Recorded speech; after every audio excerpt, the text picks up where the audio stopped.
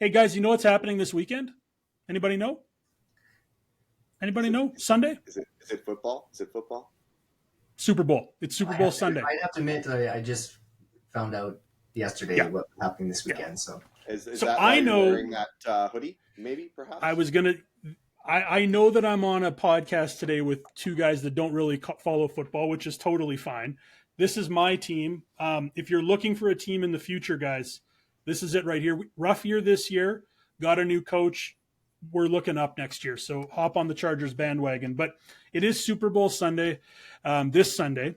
And in response to that, YouTube has launched its AdBlitz hub for the 2024 Super Bowl, showcasing all ads before, during, and after the game. This tradition, now in its 18th year, offers viewers a glimpse into the creative approaches of top brands.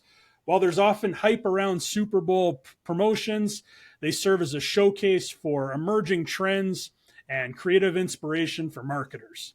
YouTube's AdBlitz already features teasers and campaigns for this year's game. You can really go on AdBlitz right now and you can see they've been adding them here over the past couple of days too. Basically, a lot of the commercials you're going to see on Sunday or teasers leading up to them. So my question isn't necessarily related to Super Bowl ads per se, but what is your favorite ad of all time, whether it be print, radio, television, online? Your favorite ad of all time. Trev, what is your favorite ad of all time? Oh, I think I'm going to have to narrow this back down to the Super Bowl ads. Okay. Just because otherwise I'd be sitting here forever trying to think through everything that I've been exposed to that I actually recall. But for Super Bowl ads, the first one that comes to mind that I remember is the herding cats video. If you recall that, it was the like these burly cowboys herding cats. The problem is I didn't recall who made the ad. So interesting ad. I remember it. It's funny. I always have, but I just don't remember. Actually, I might have to look this up. Who that ad was for? What brand? Yeah, it was kind of set like a Western, really. Yeah. And you think these cowboys are herding cattle across the plains, and it turns out that they're actually herding cats. And I remember I don't remember what year it came out, but yeah, that was one that got a lot of play. A lot of people were talking about that one. But you know what? You're right, Trev. We were talking about this before we hit record. You might remember the ad, but you have no idea who it was for. Yeah, that's the catch. Is some of these ads you don't necessarily know right away, or even recall afterwards who it's for. So it looks like this one was from 17 years ago, at least 17 years ago. Nice, and it was a EDS, a Hewlett Packard company. Oh, herding cats. Don't understand the tie, but herding cats. Maybe, EDS, Fallon for Electronic Data Systems. Oh, there you go. Congrats to them and their agency for creating such an amazing ad. Duncan, what about your favorite ad of all time?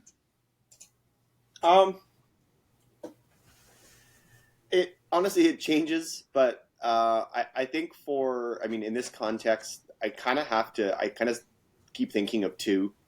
They both did a really good job of kind of like building a character that they feel personifies their brands.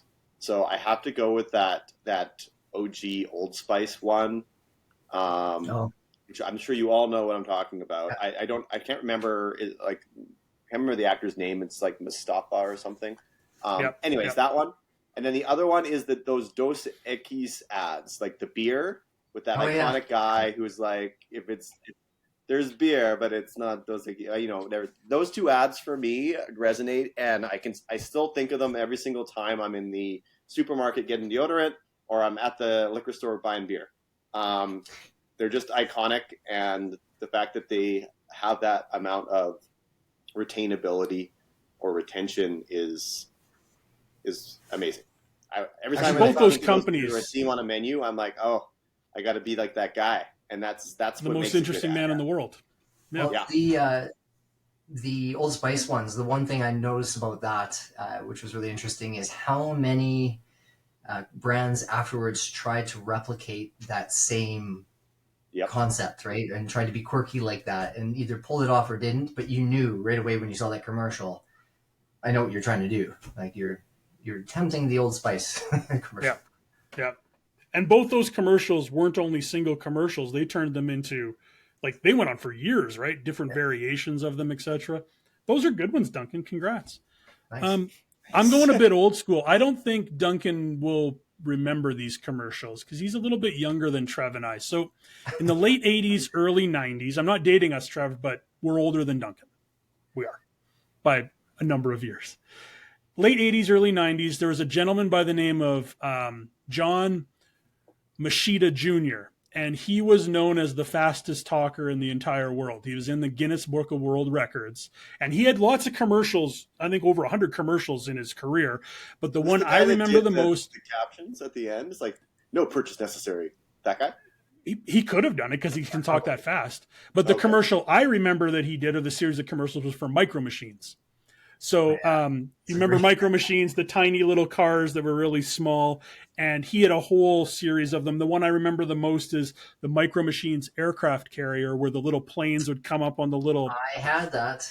You had the Micro Machines aircraft carrier. Probably influenced by that commercial. I would have asked my parents for that, and we did get it. So, wow.